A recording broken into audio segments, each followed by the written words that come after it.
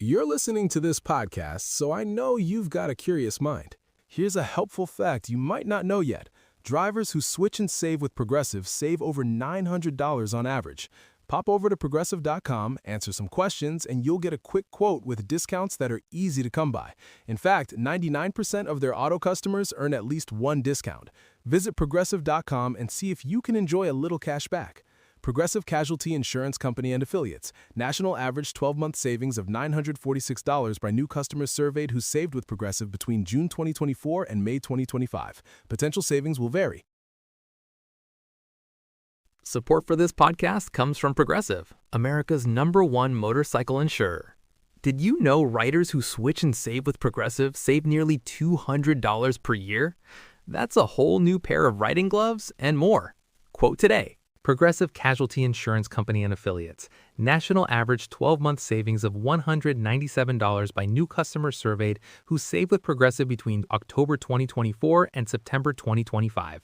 Potential savings will vary.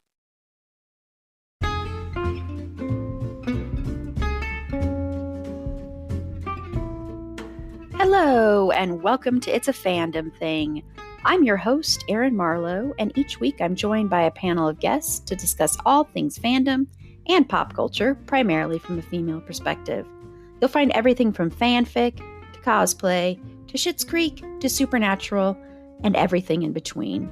So put on your favorite piece of fandom merch, set aside that fanfic that you're writing about your OTP, and sit back and enjoy this week's episode.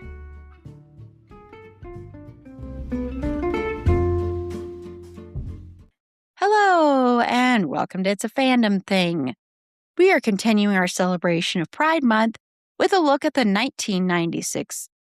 Oh, sorry. This one's also turning 30. I'm sorry. Oh my gosh. That was part of the reason I chose this. Now I remember.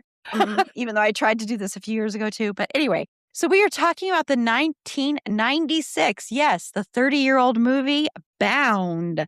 Sometimes I feel so old when I do this podcast. Yes. Oh, same, Z. So I get it. No worries. I didn't realize it was that old either. Yep. But you've heard her voice. Joining me is my podcast brain twin, Jenn from my streaming bubble. And of course, we also co-host together, Twin It to Win It. So hello, Jenn. Hello, Erin. Thank you for having me. Thank you for being my superhero and jumping in at the last minute. I thought I was going to have to cancel this episode, but you jumped in and you saved the day. I jumped right in, bad knees and all. So I was so happy to have you here to talk about Bound. I am going to give you the IMDb description. I did want to share this one bit of trivia because I just think it's really good. So I'm going to share that, especially for a 90s movie. I want to say when I was rewatching this, I was like, I can't believe this is a 90s movie. And this was so respectful.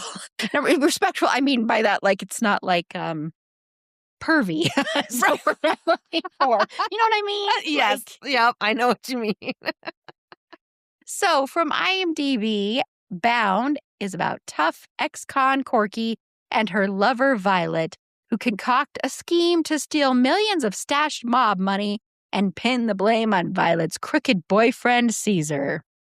That's okay. That works. I mean, it's not as bad as some of them are. No, definitely not. And it was written and directed by Lana and Lily Wachowski. And it stars Jennifer Tilly as Violet, Gina Gershon as Corky, Joe Pantoliano. Oh my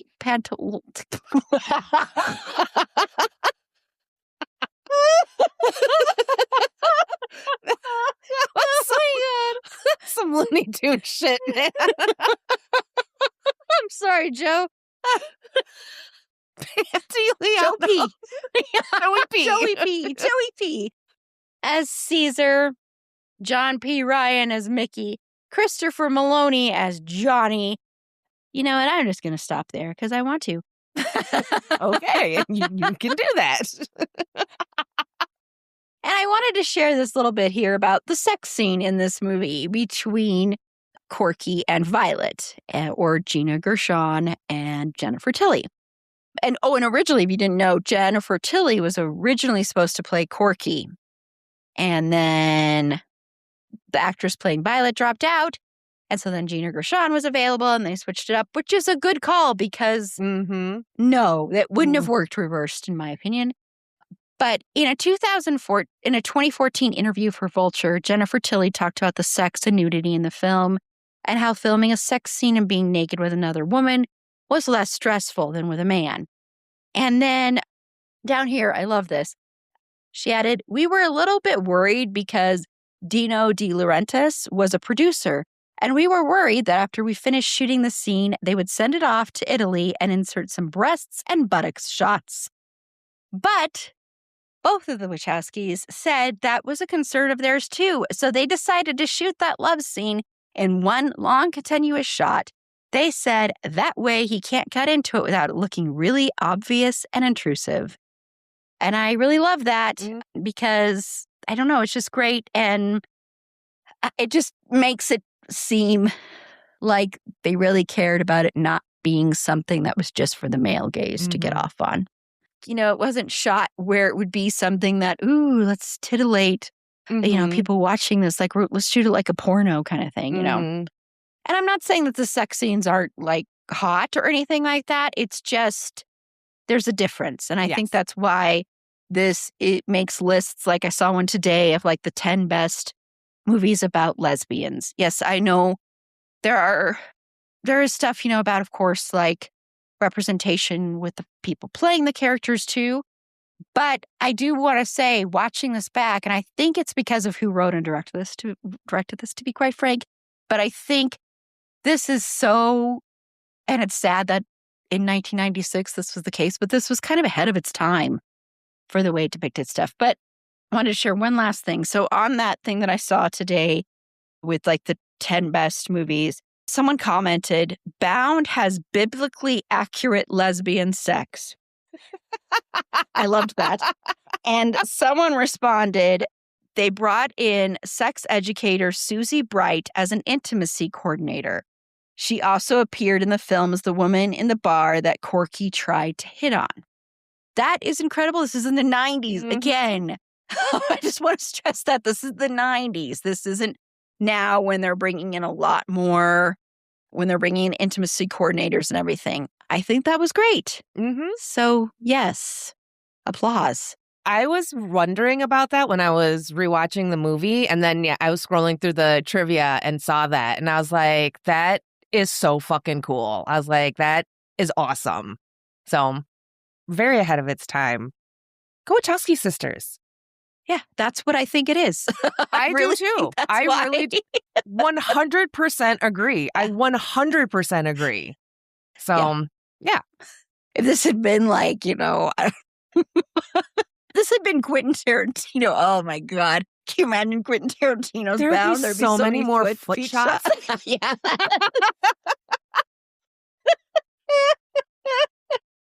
Corky or Violet would have a foot fetish or something. Yeah, there would have been some toe sucking and stuff. And again, not to kink shame, do what you do with consenting adults. That's fine and great, but not for me. Yeah. Ugh. I'm sorry. Yeah. No judgment on what y'all like, but that's a no from me, dog. Yeah. It's mainly the to Quentin Tarantino. Yeah. So that. Yeah. I'm going to give some trigger warnings, though, because there is some homophobia. The homophobia is not as bad. Honestly, it's not that bad. There's a bigger trigger warning for the violence and and the creepy people, the creepy men.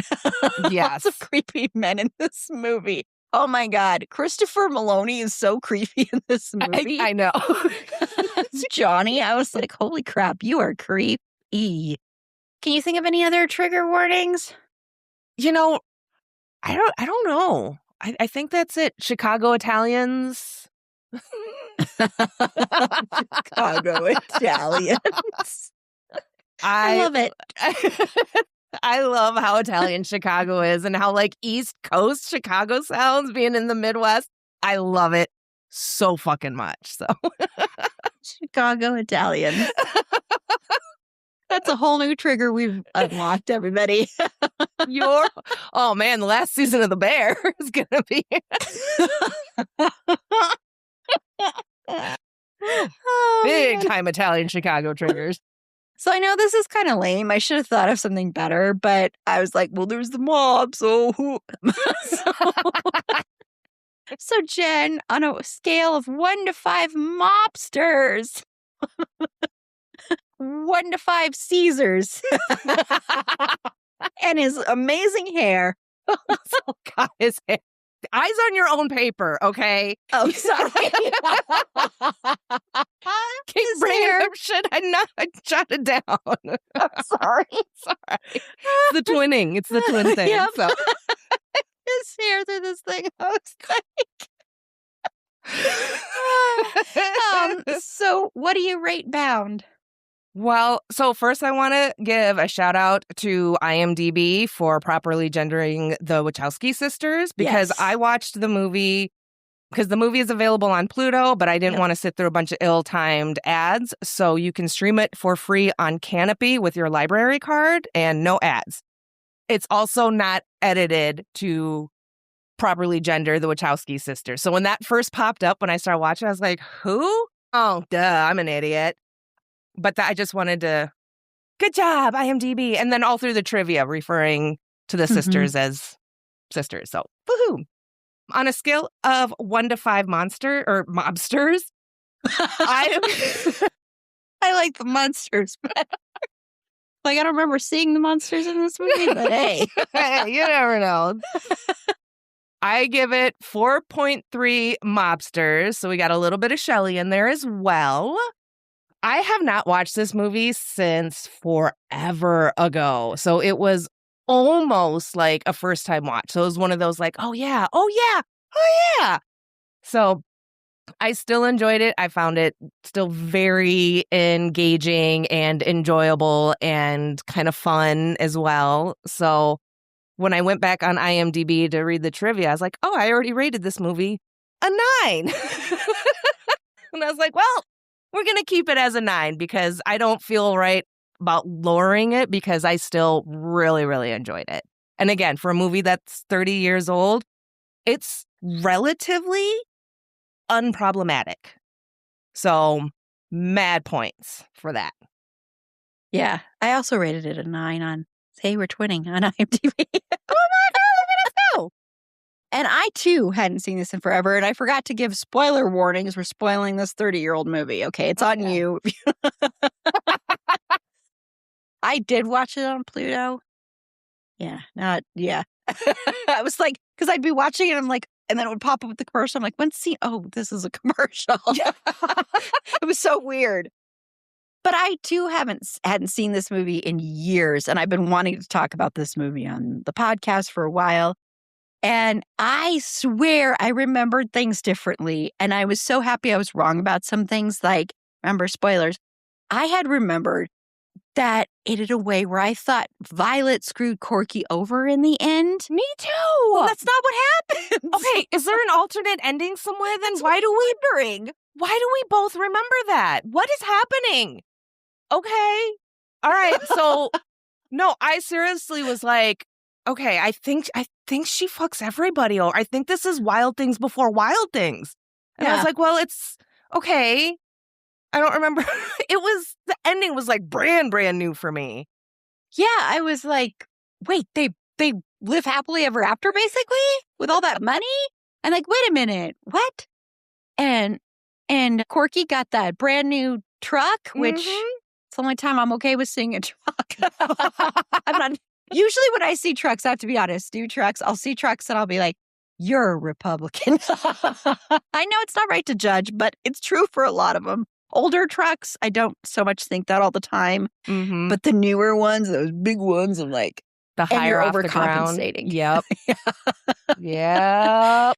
But I think that's amazing that we both thought that. I'm wondering if that's some kind of like Mandela effect thing. I don't know. I also did put the DVD on hold and it didn't show up in time, which that's fine because I was able to watch it other ways. But maybe on the DVD, there's like deleted scenes, alternate endings or something. I don't know. But That's fucking wild. So I'm really glad that you and I have the same false memory. Yeah. And I mean, it could also be because the way the film opens, where you're seeing scenes that are like in the future, and then you're kind of going back and forth in time there. It looks like maybe Corky has been screwed over because you're hearing some voiceover and Corky's tied up. So you could be thinking, oh, well, she's been screwed over. As you're watching the movie, you could be like, okay, Violet's going to screw her over. Violet's going to screw her over. So maybe that's why. But I thought that too. And when it ended, I was like, I kept waiting for that to happen. And when it didn't, I was like, holy shit. Yeah. I was like, huh.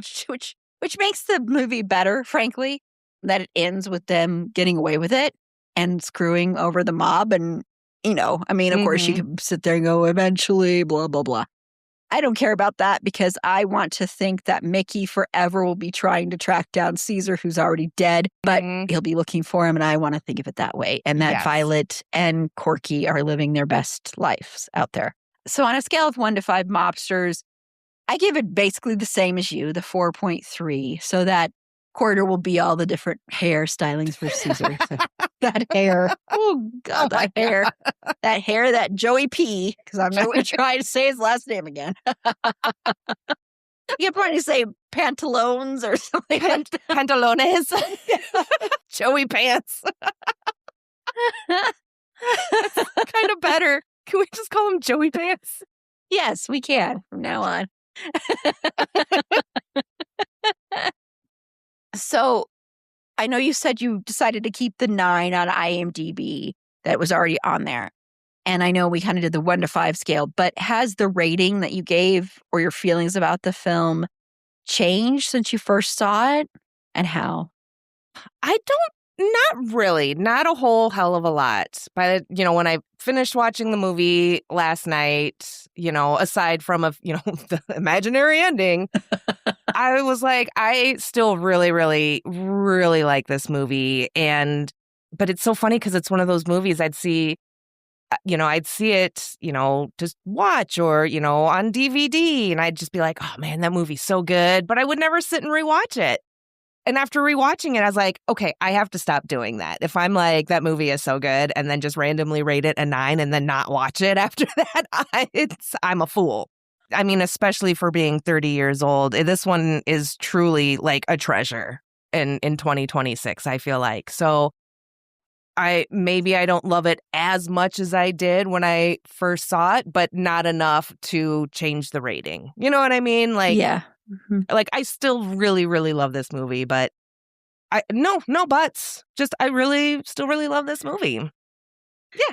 Yeah. I'm the same. It actually holds up surprisingly well. Like, even though I've been wanting to talk about this movie, there was this part of me that's like, I wonder if I'm going to be like, this movie is kind of icky on a rewatch. It's one of those things that you've kind of like, I don't know, given like a romantic feel to it or something, or like you've forgotten the problematic elements, or you've forgotten like the way the camera lingers too long on something that, just for titillation reasons. And this movie, like, it's so funny when you brought up Wild Things, because that would be an interesting one to talk about sometime. And that is very much done for titillation. Yes. And while, like I said, once again, you've got Gina Gershon and you've got Jennifer Tilly.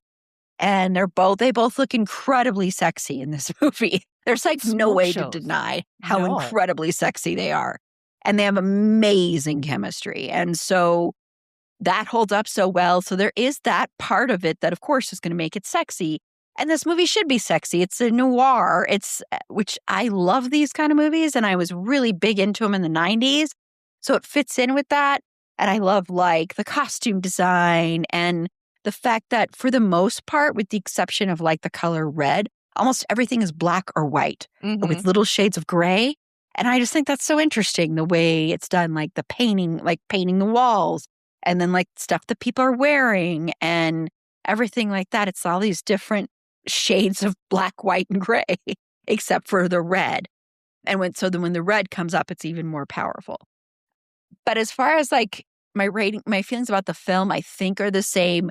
They're probably not as high as when I first saw it, because first seeing it, this was kind of like, whoa, because normally the Corky character would be a guy. And so to have it not be a guy was like really like, wow, this is extraordinary. This is amazing.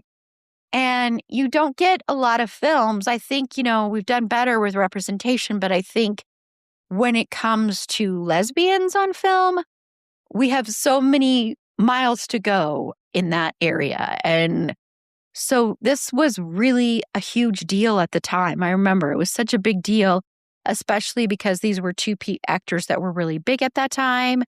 I mean, I think they're still big now, especially Jennifer Tilly. Jennifer Tilly, of course, has a huge following within like the Chucky fan base. So I think it probably had a bigger impact when I first saw it. Plus, I was so into neo-noir movies and stuff like that.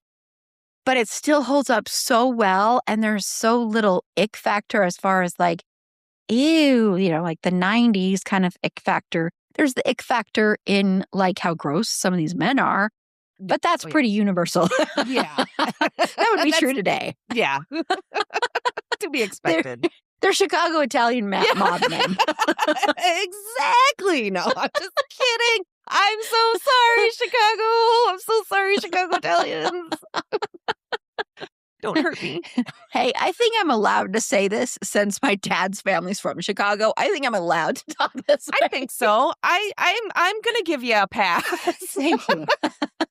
As a Wisconsinite, as someone who has to deal with the fucking fibs, that was redundant, fucking fibs, because fib is fucking Illinois bastards. Yeah, sorry, I'll just stop talking. Good, continue. So I think it holds up well. But I'm sure I don't love it the way I did when I first saw it. Like I said, it's been so long, but I think it's a lot of fun, and I think the performances are great. And one thing that seems like a lot of movies and films have forgotten is how important chemistry is when you're telling anything that has to do with a love story.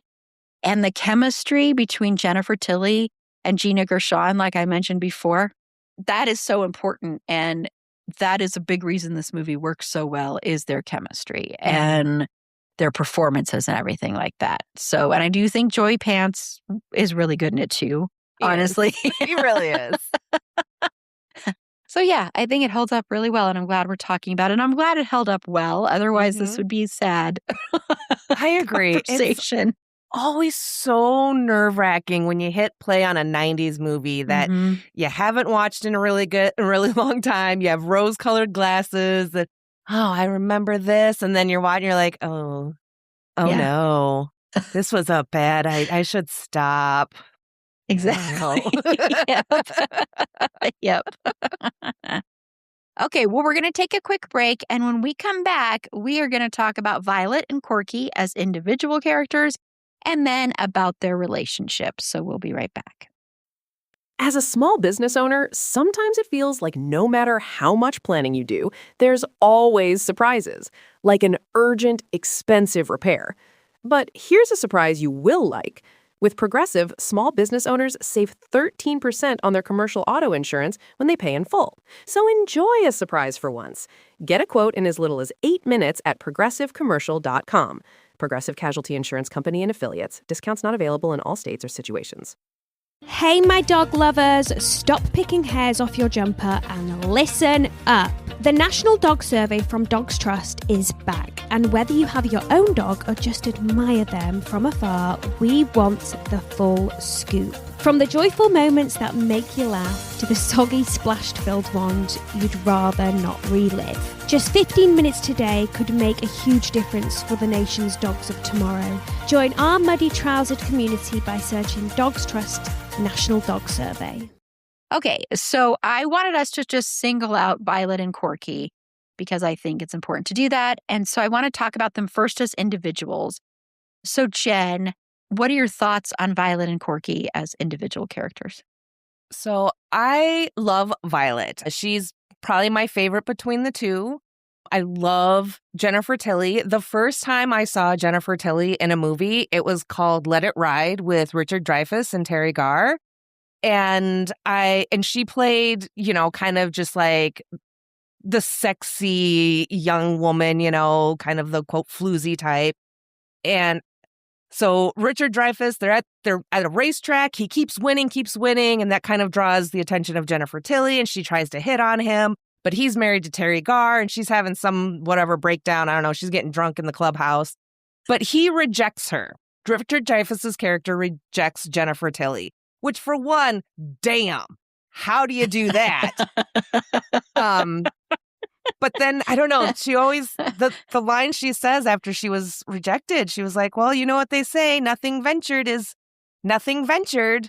And I don't know, that's something that's always just kind of stuck with me. So that was my first impression of Jennifer Tilly, a woman that, probably the first woman I really remember seeing on TV that looked like me, that wasn't just some stock character. I guess she still was kind of in that sense, but, you know, here she was, you know, she's Asian. She got the dark hair hottie. She got the almond eyes and just a fucking smoke show. And I was like, wow, that's what we can look like. So always have loved Jennifer Tilly. Her as Violet works so well. I don't think her as Corky would have worked well at all, although I would be interested to see if there's any like old test footage or something. I'm very curious, but I think the way that this movie has been cast is already perfect and no changes. All the way down to creepy-ass Christopher Maloney. He was, no one else could have done Johnny than 90s Christopher Maloney. So he was so fucking good. Yeah, he was so creepy. So creepy. But Violet, I love it because I think it plays a lot into probably just what people might have thought of Jennifer Tilly, just someone who's hot and who's beautiful and underestimating her. And so I think that's why why she works as the Violet character so well, because again, you think maybe Corky's going to be like the mastermind or whatever, and she kind of is. It's her plan, but I truly think Violet is still pulling the strings. She's smart. Yeah. She knows how to manipulate men and to better herself, her chances. You know, she's not stupid. And for some reason, I feel like throughout the whole movie, and again, this was still thinking that she screws over Corky. I'm like, she's the mastermind behind, like she's pulling the strings. And even with the happy ending, I feel like there's maybe still some walls or something a little there. Just, I don't know, but she's my favorite. She definitely likes to play like, I don't know. And with her sexy ass voice and everything, my God. But yeah, she plays into kind of like the dumb hottie character very, very well. And then, yeah, it on some level, it feels like Violet was still manipulating us, the watchers, by the end of the movie. She seems very observant. You know, she looks like, I think part of the reason why I think she still kind of is manipulating certain things is because of the way she kind of quietly observes everything. She has a really good kind of like poker face, even in scenes where she's scared or, you know, they're at Johnny's apartment destroying it and Caesar's really flying off the fucking handle. There's a part of me that's like, I think she's still playing him. I think this is all part of like a big elaborate scheme. And I love that about her because that means she's always thinking, she's a couple steps ahead. And again, just as hot as she is and was in 96, like, you don't, right? Like, that's an expectation you don't had back then. And she's also the very sexy 90s lipstick lesbian, air quotes. Corky, first off, not a fan of the name, but yeah, neither here nor there. Obviously, yes, the kind of more of the male role, the more masculine role. She's the strong, stoic, silent type. She's also very observant, but I found that she was more observant, like with her ears, especially when she was in the other apartment while they're trying to lay out their, you know, do their plan and everything. She's following along the walls. Even before that, when she's renovating, she's listening and she's picking up on things. So you've got the see the evil and hear the evil working together and shutting up the evil. But she's also very intelligent. She's She is the mastermind. She comes up with the plan, although I still feel like Violet orchestrated all that to make Corky feel like she was the mastermind. That's just me, though. But yeah, she knows Corky. It seems like Corky knows how to use her enemies' faults against them. You know, Caesar's jealousy and hatred of Johnny and how easy it would be to sell that lie to him. And then just the very kind of sexy, quote, butch lesbian. She looked so fucking hot. And then, yeah, their sex scene was so, I always thought of it as like very artsy. Because, you know, this movie is very like noir, like avant-garde. And so I was like, oh, it's an artsy lesbian sex scene. Because there were no lingering shots. We did get boobs and a lot of skin.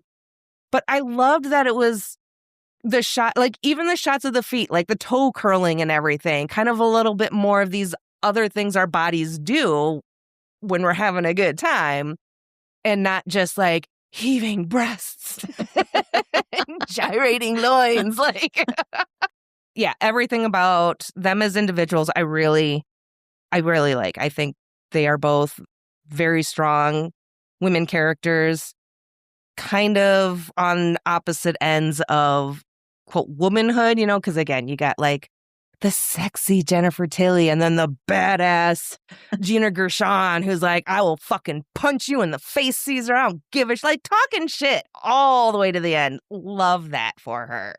So they're both great. No notes. Yeah, no, I agree. When I first saw this movie, Corky was definitely my favorite because I loved Gina Gershon so much in the 90s. Loved watching her.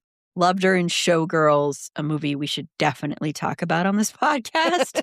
Oh my God. I really think we should. One of the most uncomfortable movie-going experiences I've ever had because of somebody in the theater, a guy by himself, literally in a trench coat. I am not joking. Oh, no. No. Because, you know, it was NC-17 and all that. So, yeah. Easy. So, Corky was definitely my favorite. I do agree the name is horrible, awful. It's an awful name. But I think she's great.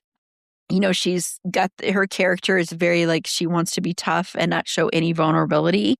And especially since she just got out of prison and she's got to put on this act that she's okay and everything's fine. And she doesn't want to completely open up to Violet as far as like showing any vulnerability. But then she eventually does. And you know, you can tell that Corky is worried this whole time that maybe Violet will screw her over because, of course, you learn that Corky's partner screwed her over and that's how she landed in prison. Mm-hmm. And so I thought that was interesting, especially with me still thinking, oh, well, she does screw her over. And so I think it's great that she didn't. And I also love this line that Corky said to Violet. And she said, if there's one thing I can't stand, it's women apologizing for wanting sex. Mm-hmm. I love that line because it's like, yes, we have been taught and conditioned to not want sex in the same way that men want sex. It's you know, we are supposed to give men sex and be available for sex. And I know I'm talking very heteronormative here, but that's a lot of the way that we are raised and conditioned on media.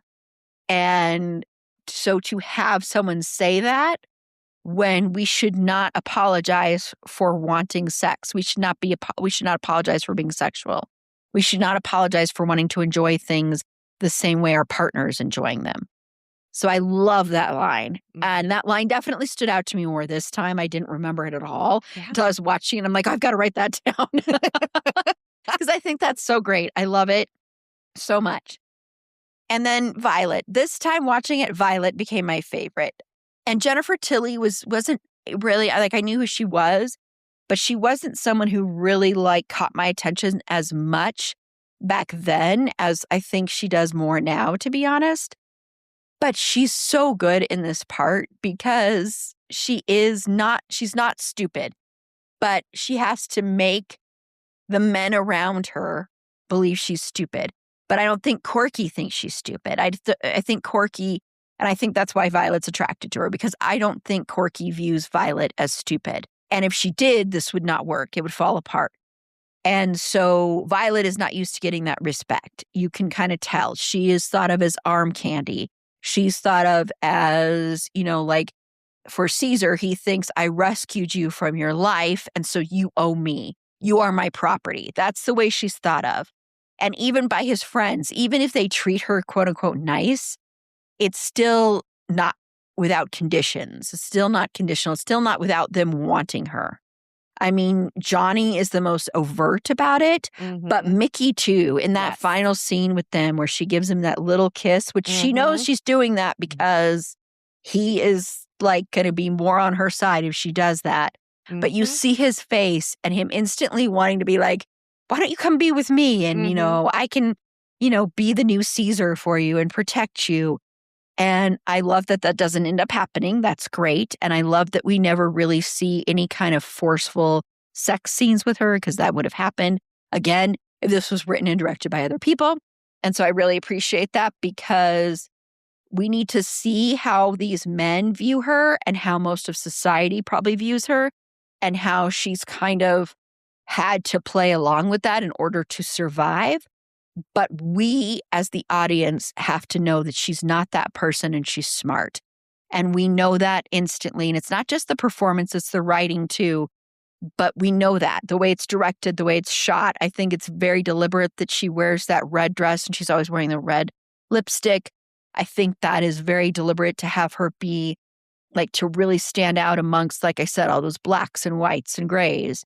And so I love that. And I love that we didn't have to see a scene where she is abused physically by any of these men. Now, yes, Caesar does grab her, throw her around. There is some violence there. But by the other violence I mean is there's no sexual violence against her. And I think in other writers and directors' hands, that probably would have happened to try and show that these men control her. But I think through all of this, and you got to remember, she's dealing with the Chicago Italian mob here. That's right. Through all of this, she has the upper hand, which is so cool to watch a woman have the upper hand with all these fucking men who think they are above it all and that they are better than everybody and they're so macho and cool and they can kill anybody they want to and get away with it. And she still has the upper hand. Like, you even watch it when there's this scene where the cops come because, Caesar had shot and killed people. And so they hear the gunfire and they come. And even those cops, like the part when that one cop is like out in the living room area and he's stepping on the rug, you see the blood and the cop doesn't even notice it. The other cop goes to the bathroom and there's bodies in the bathroom and he doesn't notice the drops of blood. And so again, it's showing, I guess you could say this is a movie. I don't think it's a man-hating movie, whatever. But I mean, it is showing like the men are a lot stupider in this movie, but not in a way that's unrealistic, to be honest. And I'm not trying to hate on men, whatever. But I love that the women always have the upper hand in this. And the fact that they succeed at this, and again, that it has that happy ending that I thought it didn't have, makes it all the more better because it's like showing that, yes, women can do this. Women can get away with this. Women can have a relationship. Women can be smart, even if they look like they're not smart by the way they've been painted or portrayed or because of their voice being a certain way. I think that's the other part of it is her voice. People can think of that as like, oh, she's dumb and she's ditzy and she's not smart at all. But like you said, Jen, when you said she's actually controlling a lot of this, she's the one who first puts the moves on Corky from the very beginning when she's talking about the tattoo on her breast and her saying, I'm trying to seduce you. You're even coming over with the coffee, like the way they look at each other in the elevator from the very beginning. So it's like she had that upper hand from the very beginning. She wanted Corky and she was going to pursue Corky. And so I think she's definitely my favorite, Violet is, but I think they're both great characters. And I really love seeing a character like Violet that is supposed to be that typical, like, sex, like siren almost kind of symbol. And she's so much more than that. And that's why it would have actually been awful if the ending we remembered was true. Watching it now, I was like, if that happens, this ruins this whole movie. Yeah. But the fact that it doesn't makes it better. Yes. So I'm glad that we were both wrong. And it was some weird Mandela effect. Yeah. I'm going to have to look up and see if a bunch of other people think that way too. I swear to God, it had a way worse ending. I know. That's what I thought too. So, well, Jenn, what do you think about their relationship? I think they are adorable together. I think they work very well on the surface. It's almost like that opposites attract. You know, you got the lipstick high heels and you got combat boots and flannels. And I do have to say that Corky, the only other time Corky like wasn't wearing, like had like a shirt over like her tank top or whatever that wasn't black was the morning after her and Violet have sex. She's got like a white button-up shirt and she's got like that pep in her step and everything. So I was like, look at you, happy little lesbian, just all like, I got a white shirt today. I'm going to go paint. Like, okay. For some reason, though, I feel like Corky is more all in than Violet, even at the end. And that's not to say that Violet doesn't care about Corky. I think, like you said, at the beginning, Corky had walls up. I think Violet, again, keeping her eyes open for like a way out, and then sees Corky and was like, damn. And then was like, I really like her. Maybe she can help me as well. You know, kind of a two birds with one stone kind of thing. By the end, it feels like Corky's walls are down, but Violet's still has some walls up. Like she's willing to give it a chance. She's not afraid to be with Corky and to live happily ever after with their like $2 million and everything. But I think especially this early, she might be still like kind of hesitant, maybe waiting for like the shoe to drop. I'm not sure. There was something about it, and maybe it's because I'm still like, no, the bad thing's still going to happen. Is there a post-credit bad thing that happens? But I just think that that's a lot of what Violet had gone through with Caesar and living that life. And she knows that Corky is not Caesar and Corky is not going to treat her like Caesar did and everything. But I think sometimes that PTSD can be a little much where even though you know you're in a safer situation, you're still going to have some guards up until you're completely safe. So I love them as a couple, and I hope they're both able to work through the things that they need to work through. And I hope they live a very happy lesbian life and happily ever after. Many trucks in the future, many lipsticks, you know, sexy, artsy sex scenes. So regardless, I think they're great together. I think they work very well for each other, and they're just fun, and they're both hot as fuck. So yeah, well, and going to that PTSD with Violet and with her relationship with Caesar, there is that scene between Violet and Corky asks her how long she's been with Caesar, and she says 5 years. And Corky's like, that's a long time. And she's like, yeah, it's a long time. She basically is like, yeah, a long, like feeling even longer than it is. Mm-hmm. Like it's a long time for her to have to be with this person who probably doesn't treat her well at all. He's an asshole and he's unpredictable and he's violent and everything. So I'm sure there are those walls still there. Yeah, I totally see what you're saying. And I love that you brought that up with Corky with the outfit, because I do think costume and everything like that is so important in this movie. And Corky says, I'm alive again, or I feel alive again. I'm fine. Yep. And that was incredible because this is a character that I don't think you would normally hear say that, because she's so guarded, and she probably had to become even more guarded when she was in prison.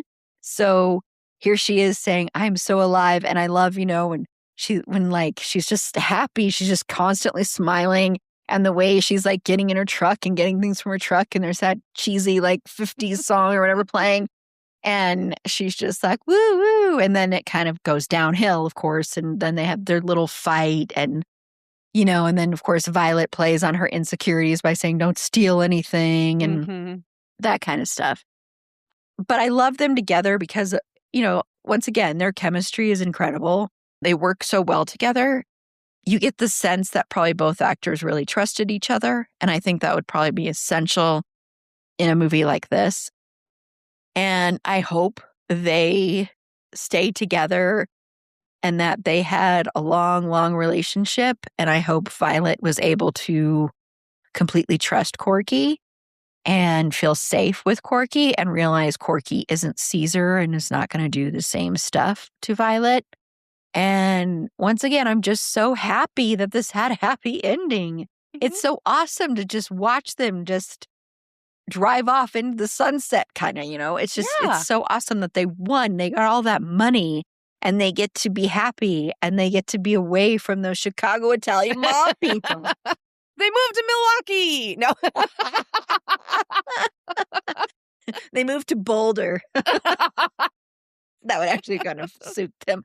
No, they would live in like the Highlands area around here. Sorry. Yeah.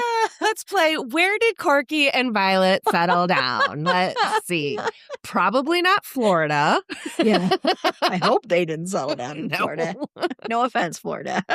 Well, all the offense, Florida. Yeah, that's true. Yeah. No offense to the good people living in Florida is what I mean. Of course. There was a thing that I just saw this headline. I didn't read the whole thing. That said that Nevada ranks number 1 as the best place for LGBTQ. I know. How? Is it? I don't know. I didn't read the article, so. Okay. I kind of was like, wait, what? Are they just counting Vegas? I know, that's what I was wondering. Like, are you just talking about Vegas?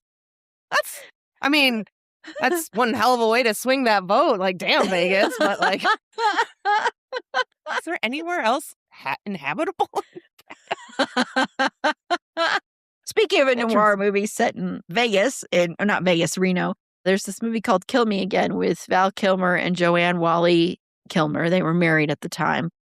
And I highly recommend it. It's by John Dahl, who did a movie with someone that Jenn loves, Nicolas Cage, Red Rock West. Yes, that movie's so good. And then you should see Kill Me Again. Okay.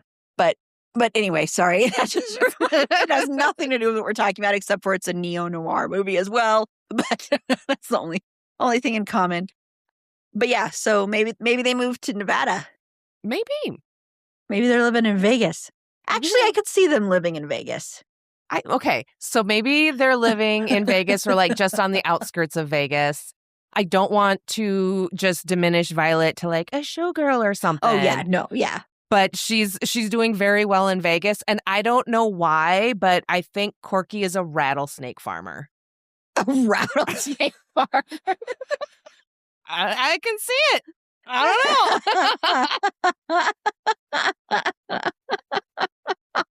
But there's nothing wrong with being a showgirl, but I understand what you're saying, because I was thinking that too. I'm like, I don't want to reduce that just to like a stereotype of what she would do. Mm-hmm. Maybe she's running a casino. She's running a casino. Yes, and she's taking care of the girls, and she's making sure that they are safe and protected and that they're not going. Yes, because they got all that money. So she gets $1 million to start her own casino. Corky gets $1 million to start a rattlesnake ranch. And they live happily ever after in an RV in the desert on the outskirts of Vegas. With their red truck, too. So. With the red truck, yes. Of course. Gotta carry the rattlesnakes somehow. People listening, tell us what your theories are. Where do you think they are? The rattlesnake thing is killing me. I don't know where that came from. I'm sorry. I love it, though. Okay, well, we're going to take another quick break. And when we come back, we are going to do something a little bit different. I'm kind of stealing this a little bit from Jenn and my streaming bubble. And I'm just going to ask Jenn what else she might want to mention. And I think we have time to do up to like a couple things a piece. Mm-hmm. We'll just kind of go back and forth and see how it goes. So we'll be right back. We love our pets. They're our best friends as we navigate life's ups and downs with a wag or a purr just when we need it. The Royal Veterinary College is there for our pets. home to Europe's largest small animal referrals hospital, with over 200 specialists providing expert care 24 hours a day, 365 days a year. The bond between a pet and their person is worth fighting for, and that's the belief that inspired the RVC Memory Tree, a beautiful handmade sculpture standing in the heart of the RVC Small Animal Referrals Hospital, adorned with gold, silver and copper leaves, each one engraved with the name of a beloved pet, and each one funding the extraordinary work happening there every day. For just £10 a month, you can dedicate a leaf in the name of your pet, celebrating your pet's life, whilst also helping to fund life-saving treatment and care for animals in need. Visit rvcact.com/memory tree to dedicate a leaf today and let your pet's memory live on. Okay, Jenn, what's another thing you would like to bring up about Bound? All right, so you mentioned Caesar's hair, and I have to say that his hair was one of the most distracting fucking things in this whole goddamn movie. Like, the least sexy thing in this whole fucking movie. Yes. Like, even Joey Pants himself is not that bad, but then you get to the top of his head and you're just like, Yes. why are you rocking the 90s boy band haircut? What the fuck? But it's like, I hate it so much, but it also works so well for Caesar. Because you kind of get the sense that Caesar is like a fake, a poser. He's not as big as he thinks he is. And I feel like having that peak 90s boy band haircut makes him feel like he's a bigger deal. Maybe makes him feel like he is in sync. And then, of course, his big-ass baggy suits. Yeah. Just his whole look and everything.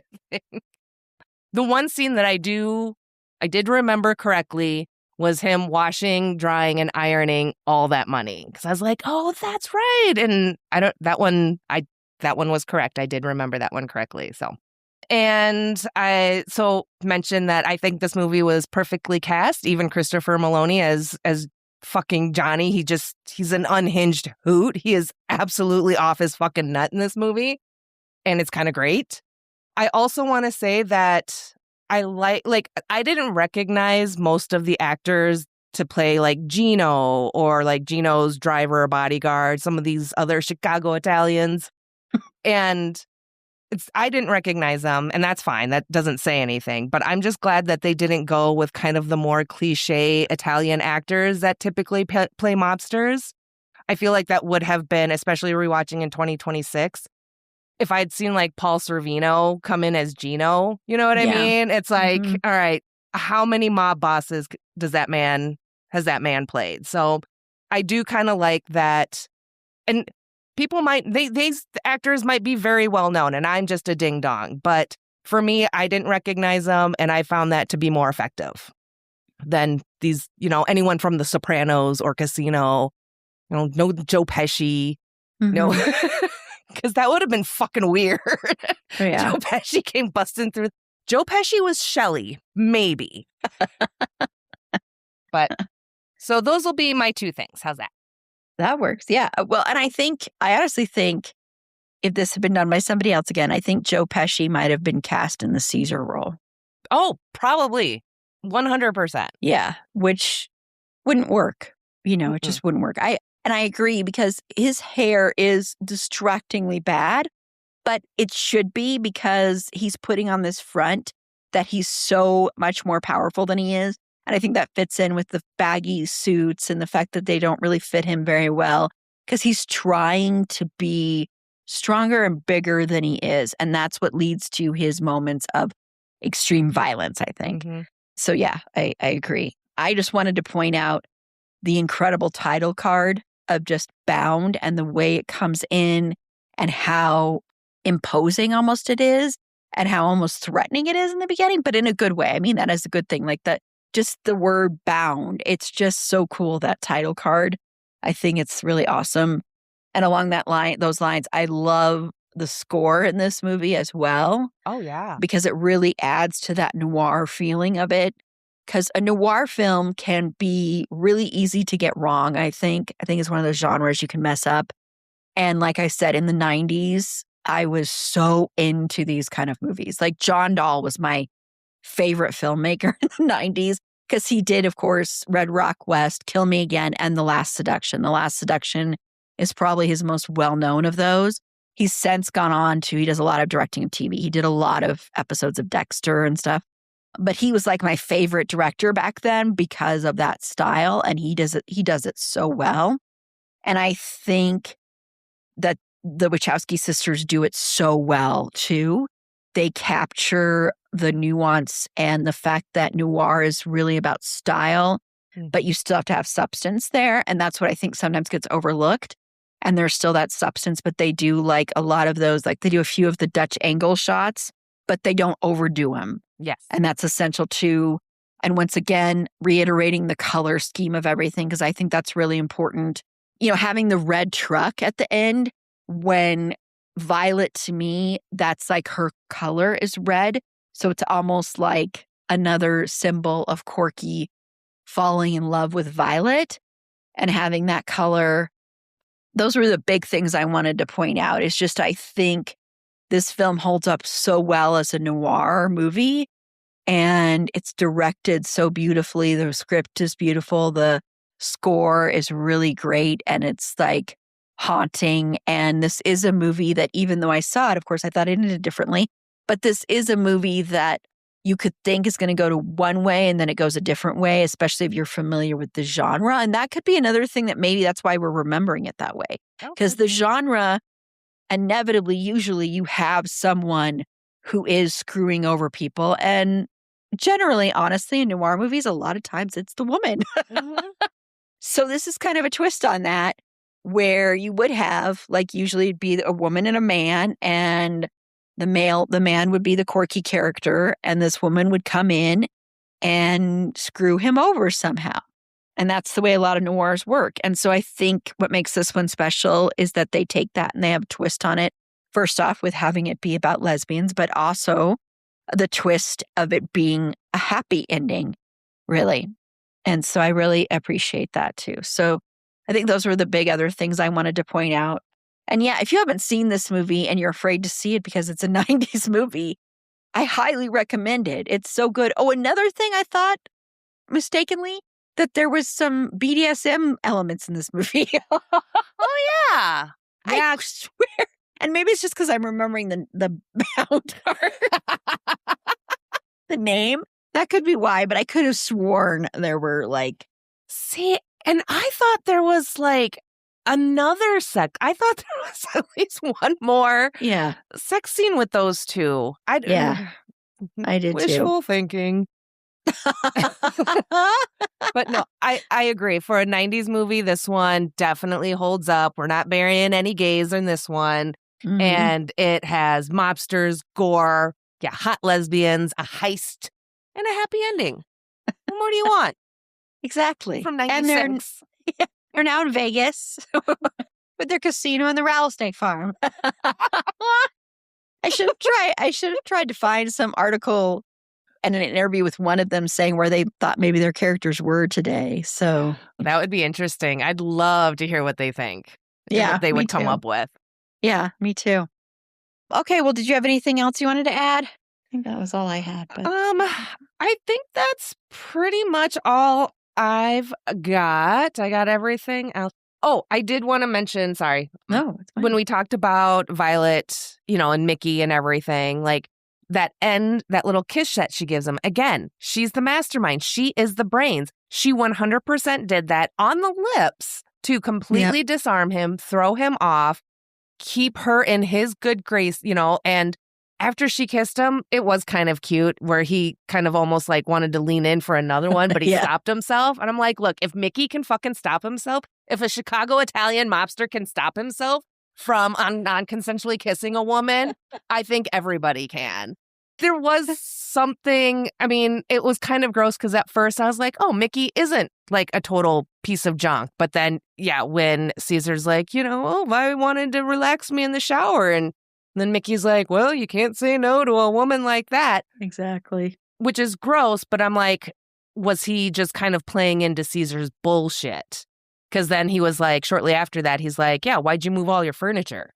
Yeah. So very observant. But either way, Mickey was like the least gross. And I just think that Violet, once again, knows exactly what she's doing and wants to make sure that Mickey never comes looking for her again. Yeah. Ever, ever, ever, ever. So that's it. Yeah, this is the most we've talked about Chicago Italian mobsters. But it is time then to play 6 Degrees of Mr. Finn Whitrock. So, Jen, you are a member of the Finn crew, so of course you're required to play. I will admit, I went to the Oracle of Bacon because I totally spaced doing this. So that's on me. But anyway, how did you connect Finn to Bound? How? I did it very well. I went with Gina Gershon, who was in the movie Act of Vengeance with Danny Glover, who was in The Last Black Man in San Francisco with Finn. Finn's not the last black man, just so everyone's aware. Yeah, it's not that kind of situation. No. Okay. So, yeah. I also used Gina Gershon. So when you said that, I'm like, uh-oh. And Gina Gershon was in Staten Island Summer. You know that movie, Staten Island Summer. Yeah. I'm like, yeah, sure. 100%. With Will Forte, who was in A Futile and Stupid Gesture with Finn. So thank you, Oracle of Bacon. Yes. I could have done the work in my head probably too and come up with something, but I was like, no, I'll be lazy. I almost gave up because I was like, it was totally one of those where I'm like, I feel like it's really, really easy and I'm overthinking and I wasn't getting there. And I'm like, and I was like, all right, I'm going to try one more time. And if I can't get it, then I'm going to Oracle Bacon. And then I actually, because normally I start with the movie and I work to Finn or Nick Cage on my show. This time I actually had to go reverse. I started with Finn and tried to work my way back to Gina. And I somehow got there. I had like 2 IMDb screens up.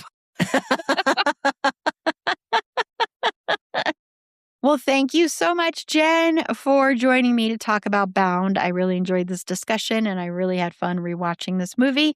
So everybody out there, get it from your library, watch it on Canopy, so you don't have to deal with the commercials, but also just it's a better way to watch it and support your libraries. So Jen, tell everybody about your podcast, My Streaming Bubble. So that is the podcast where I talk about the streamable media I love with people I tolerate. So I don't have a wide range of like panelists like Erin does. I have like 4 people that I tolerate on a regular basis, which that's fine by me. It's quality, not quantity. But new episodes on Sunday, and you can listen to me and whomever else, and sometimes just me, on your favorite podcast player. And then you can follow me on your favorite socials. Just search My Streaming Bubble, and I will pop on up there for you. Yep. It'll be like this surprise all of a sudden. Boop, there's Jen. It's like a jump scare. That'd be fucking hilarious. I have to call to make that happen. I feel like you have a lot of people that you tolerate. Maybe I'm just like only 4 people. I'm really bad at math, so it's probably more than 4. Well, it could be just me thinking that. I don't know. I mean, we got the ending of this movie wrong. What's real anymore? No one knows. Exactly. Yep. And of course, we also co-host Twin It to Win It together. Oh, yeah. So go seek that out wherever you're listening to this, except for Pandora. That's only because I haven't even submitted. I bet you if I submitted us to Pandora, but I did it. You know what? You should submit mine to Pandora because I don't know what I am doing wrong. It says RSS feed doesn't have an email address. Bullshit. Makes me so damn mad. Bunch of fucking liars. But anyway, thank you, Jen. Thank you so much, Jen, for joining me again. Fergie, she liked the murder parts because Fergie likes watching horror movies. But Fergie the dog is a silly, cute, funny dog that you can follow on TikTok at Schroeder and Fergs. That's SCHROEDERANDFERGS. It's long, but it's worth it.